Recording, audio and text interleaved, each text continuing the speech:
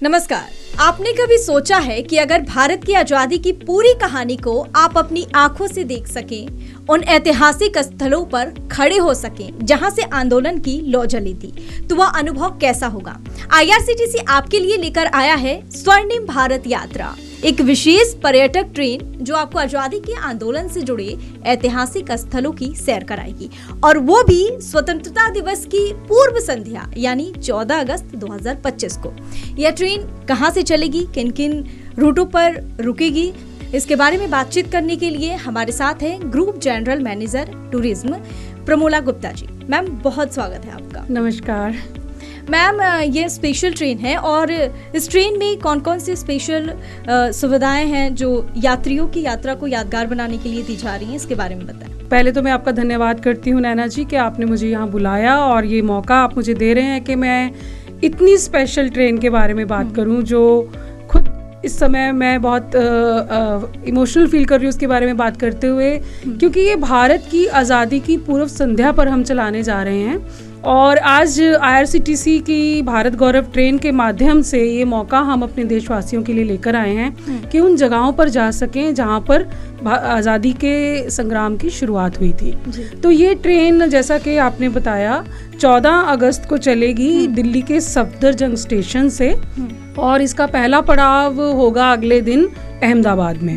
अहमदाबाद में हम अपने सभी यात्रियों को लेकर जाएंगे उस जगह पर जहाँ से महात्मा गांधी जी ने इस संग्राम की शुरुआत की थी। तो हम शुरुआत करेंगे साबरमती आश्रम से, और वहाँ पर सब ऐतिहासिक स्थानों को कवर करते हुए फिर हम साबरमती रिवर फ्रंट को भी दिखाएंगे, जो कि बहुत ही अच्छे से गुजरात सरकार ने बनाया है और जिसकी प्रशंसा आपने भी सुनी होगी। उसके बाद हम अगला स्टेशन जहाँ पर यात्रियों को लेके जाएंगे रोड के माध्यम से, वो रहेगा मोढेरा और पाटन।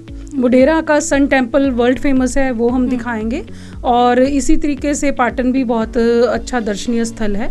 उसके बाद हमारा अगला पड़ाव इस यात्रा के दौरान रहेगा स्टैचू ऑफ यूनिटी, जो कि केवड़िया में है। और उसके बाद अगला हमारा जो स्टेशन रहेगा वो रहेगा पुणे। पुणे में आगा खां पैलेस, जहाँ पर महात्मा गांधी जी को और उनके सहयोगियों को रखा था 1942 की क्विट इंडिया मूवमेंट के दौरान, जहाँ उन्हें कैद करके रखा गया था, उस स्थान को हम दिखाएंगे। और बाकी वहाँ पर बहुत अच्छे ऐतिहासिक स्थल हैं, जैसे कि शनिवार वाड़ा और कस्बा गणपति, वो सब दर्शनीय स्थलों को कवर करते हुए उसके बाद हम जाएंगे औरंगाबाद। औरंगाबाद में बीबी का मकबरा और बहुत अच्छे दर्शनीय स्थल हैं, वो हम दिखाएंगे। और नेक्स्ट और आखिरी हमारा रहेगा पड़ाव झांसी और ओरछा। वहाँ के किलों को कवर करते हुए वापस हम अपने यात्रियों को सफदरजंग रेलवे स्टेशन पर लेकर आएंगे। एक चीज़ मैं और ऐड करना चाहूँगी, आज़ादी के स्थलों को तो हम कवर करा ही रहे हैं, और हम अपने भारतवर्ष तो बहुत धार्मिक एक हमारा देश है, और लोगों को अक्सर रहता है कि बाहर निकले तो किसी धार्मिक स्थल की भी यात्रा कवर हो जाए, तो और इससे अच्छा क्या होगा। तो उस नाते हमने इसमें 2 ज्योतिर्लिंग भी रखे हैं।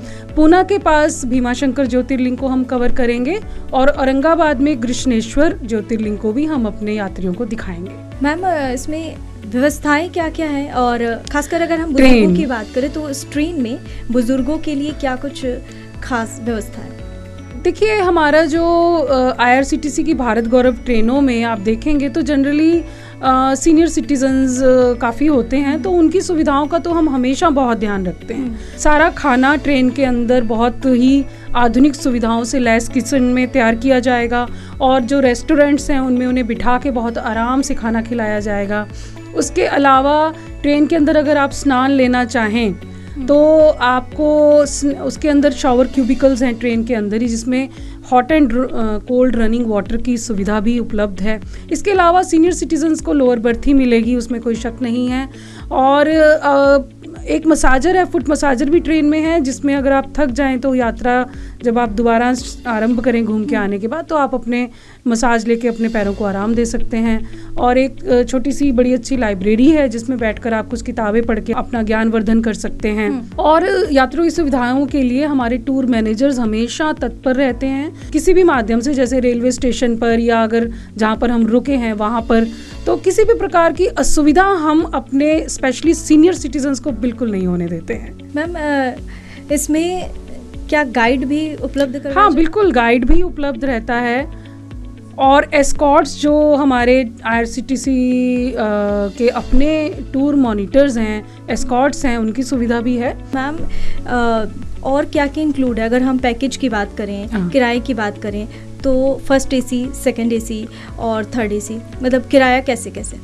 किराए में सब कुछ इंक्लूड है, तो इसलिए किराया बहुत ही इसका अफोर्डेबल, मैं वर्ड यूज़ करना चाहूँगी, बहुत अफोर्डेबल है, क्योंकि उसमें तीनों समय का खाना और शाम की चाय और उसके साथ अच्छे स्नैक्स और ट्रांसपोर्ट और होटल अकोमोडेशन, हर प्रकार की सुविधा उन्हें दी जाती है। और उस हिसाब से थर्ड AC का किराया लगभग 71,000 के करीब है, और सेकंड AC का 81,000 के करीब है, और AC फर्स्ट का 94,000 के करीब है, जो कि अगर आप देखें जिसमें ट्रेन का भाड़ा और खाना पीना और रहना और घूमना फिरना और गाइड का सारा कॉस्टिंग इसी कॉस्ट में इंक्लूडेड है। मैम अभी हाल ही में आपकी एक और ट्रेन चली है भारत भूटान के बीच, तो बातचीत हमने भी की थी लोगों से, हम भी लोगों के बीच गए थे, लोगों को रिस्पांस अच्छा था, बहुत अच्छा रिस्पांस हमें मिला। हमारी ट्रेन ट्रिप ऑलमोस्ट ख़त्म होने वाला है, जो वहाँ से हमें फीडबैक मिल रही है, लोग बहुत प्रसन्न हैं, और हम भी बहुत खुश हैं कि हमने एक नई डेस्टिनेशन को कवर करने का प्रयास किया था और हमारा ये प्रयास सफल हुआ। तो फ्यूचर में भी हम भारत भूटान और इस तरीके से और नए नए डेस्टिनेशंस को कवर करने का हमेशा प्रयास करते रहेंगे। और मैम स्वर्णिम भारत यात्रा कितने दिनों की होगी?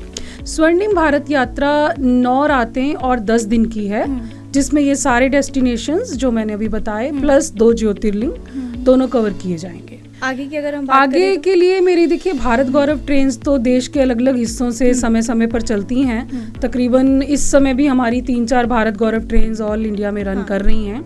ये जो स्पेशल रेक जिसकी बात कर रही हूँ, रेस्टोरेंट्स की सुविधा इस रेक में है, और ये रेक अब स्वर्णिम भारत के बाद 4 धाम की यात्रा पे जाएगा। उसकी अभी से काफ़ी अच्छी हमको रिस्पांस, काफ़ी अच्छी बुकिंग्स मिल रही हैं। सितंबर में ये 4 धाम की यात्रा के लिए निकलेगा, और अक्टूबर में हमने तमिल संस्कृति साउथ इंडिया को कवर करने का प्रयास कर रहे हैं, वो यात्रा भी लॉन्च हो चुकी है।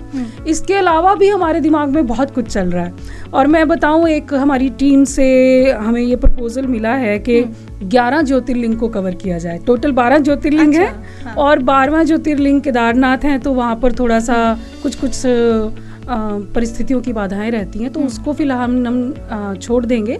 लेकिन बाकी 11 ज्योतिर्लिंग अगर आप देखना चाहते हैं तो एक ट्रेन के माध्यम से सारे इंतजामों को ध्यान में रखते हुए आप 11 ज्योतिर्लिंग के दर्शन कर सकते हैं। वो भी प्रिलिमिनरी स्टेज में है, उसकी हम प्लानिंग कर रहे हैं। उसका समय और जो भी किराया होगा वो मैं आपसे ज़रूर शेयर करूंगी, ताकि आपके माध्यम से सब लोगों तक पहुंच सके। मैम सबसे आखिरी और सबसे इम्पोर्टेंट सवाल है, क्योंकि लोगों के मन में भी ये सवाल रहता है, जो लोग जानना चाहते हैं टिकट कैसे बुक करें, तो टिकट बुकिंग की जो प्रक्रिया है वो कैसे किया जाएगा? टिकट बुकिंग सभी भारत गौरव ट्रेनों के लिए और इस ट्रेन के लिए भी आप अगर करना चाहते हैं तो irctctourism.com पर आप जा सकते हैं। और अगर आपको कंप्यूटर या इस तरह से बुकिंग करने में दिक्कत है तो आप हमारे दिए गए फ़ोन नंबरों पर किसी भी समय कॉल कर सकते हैं। हमारी टीम हमेशा आपका हर प्रकार की सहायता करेगी बुकिंग करवाने में, और पेमेंट करवाने में भी आपको गाइड करेगी। अगर आप ऑनलाइन नहीं भी कर सकते तो दूसरे माध्यमों से पेमेंट का प्रावधान है, बिल्कुल, वो हमारी टीम आपको पूरी जानकारी देगी फ़ोन पर आप जब बात करेंगे तो। इसके अलावा वर्ल्ड ट्रेड सेंटर IRCTC का अपना जो ऑफिस है, वहाँ पर भी आप किसी समय भी आ सकते हैं, और हमारी टीम वहाँ अवेलेबल रहेगी, और जिस प्रकार की भी आपको गाइडेंस चाहिए वहाँ से आपको मिल सकती है। मैम बहुत बहुत शुक्रिया आपका तमाम जानकारी हमारे साथ साझा करने। तो अगर आप भी चाहते हैं कि आप एक ऐसी यात्रा करें जिसकी सारी जिम्मेदारी कोई और उठाए, तो आप स्वर्णिम भारत यात्रा पर जा सकते हैं, क्योंकि इसकी सारी जिम्मेदारी IRCTC खुद उठा रही है।